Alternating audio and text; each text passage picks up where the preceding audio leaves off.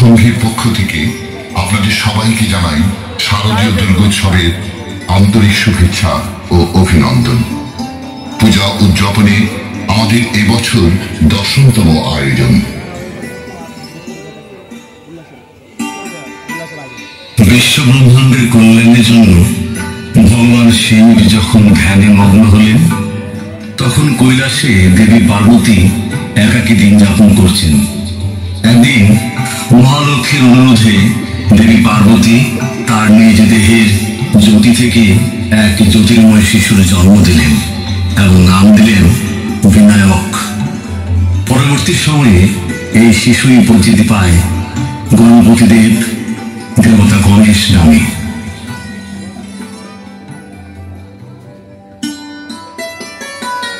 বিনায়ক, পুত্র আমার, কি করছো তুমি? তুমি কোথায়? মা, আমি এখানে, আমি খেলছি মা। পুত্র, আমি এখন স্নানে যাচ্ছি। যতক্ষণ না আমি আমার স্নান শেষ করছি, তুমি ততক্ষণেই দ্বার রক্ষা করো। যথা আজ্ঞা মা। আমি প্রতিজ্ঞা করছি, আমি জীবিত থাকতে এই ঘরে কেউ প্রবেশ করতে পারবে না।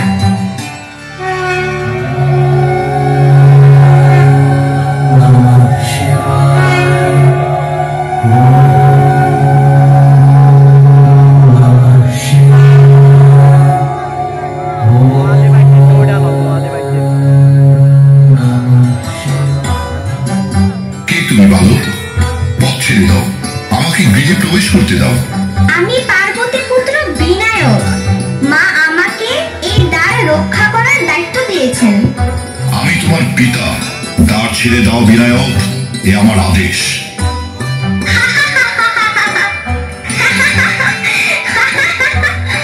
দেখা যাচ্ছে এক জটাধারী মুনিবর, বলে সে কিনা আমার পিতা। কোথায় আমার মা রাজরাজেশ্বরী, আর কোথায় আপনি এক মুষ্টিধারী ভিখারি?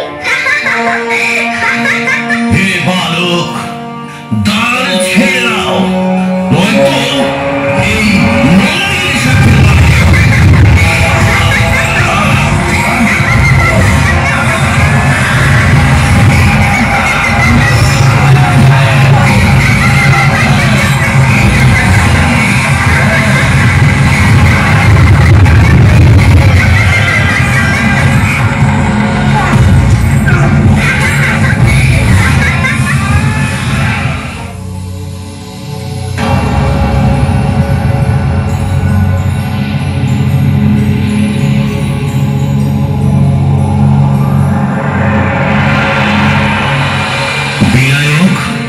আমি ব্রহ্মদেব। আমি বলছি পুত্র, তুমি দ্বার মুক্ত করে দাও। কখনোই না। ইনি যদি আমার পিতা হয়েও থাকেন, তবুও পিতৃ আদেশ রক্ষা করতে গিয়ে আমি মাতৃ আদেশকে কখনোই লঙ্ঘন করতে পারবো না। আমি একবার বচন দিয়েছি তো দিয়েছি। যদি কেউ নিজের বল প্রয়োগ করে আমাকে পরাস্ত করতে পারে, তবে সে এই দ্বারে প্রবেশ করতে পারবে। অবোধ বালক, তোমাকে শিশু ভেবে ক্ষমা করেছি, কিন্তু তোমার স্পর্ধা ক্ষমার সীমা লঙ্ঘন করেছে। দণ্ড তোমাকে পেতেই হবে। এই নাও, এই নাও আমার শুনে রাখা।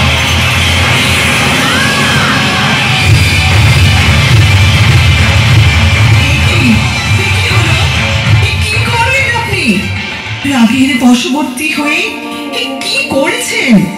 নিজের পুত্রের মস্তক নিজে খণ্ডন করেছেন। কি দোষ ছিল? হয়তো আমার আদেশই পালন করেছিল। তবে কেন কেন ওকে এই দণ্ড পেতে হলো বলুন? বলুন স্বামী। বিনায়ক, পুত্র আমার। ভেবো না পার্বতী, যা হয়েছে তা সৃষ্টির কল্যাণের জন্য হয়েছে।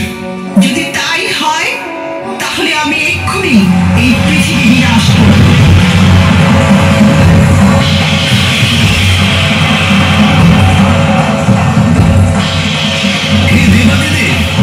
কেবলমাত্র আপনিই পারেন দেবী পার্বতীকে শান্ত করতে। কিন্তু হে মধুসূদন, তা কি করে সম্ভব? আমার থেকে যা একবার নাশ হয়েছে, তার কিভাবে সৃষ্টি হতে পারে?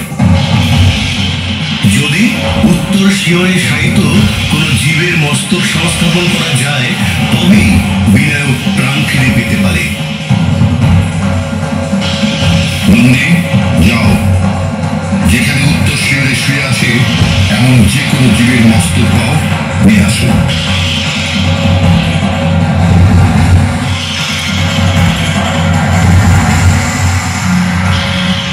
ক্ষমা করবেন প্রভু, মা পার্বতীর হুঙ্কারে সবকিছু নাশ হয়েছে, শুধু বেঁচে ছিল এই হস্তি শিশুটি।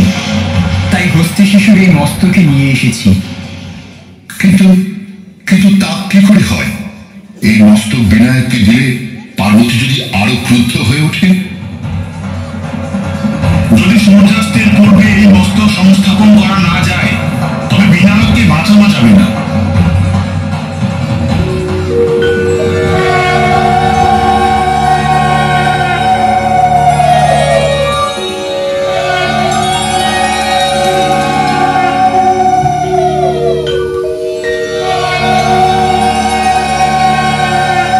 মা, শান্ত হও মা।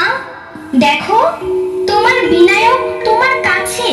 দেবাদিদেব, আমার পুত্রের এই অদ্ভুত রূপ দেখে সবাই উপহাস করবে যে। না দেবী, আমরা সকল দেবতাগণ বর দিচ্ছি, সকল পূজার আগে বিনায়কের পূজা হবে। হে পুত্র, আমি আশীর্বাদ করছি, আজ থেকে তুমি হবে সকল জীবের ঈশ। আজ থেকে তোমার নাম হবে গণপতি গণেশ। সবাই যোগ করতে, গণেশকে বড় করে যোগ করতে।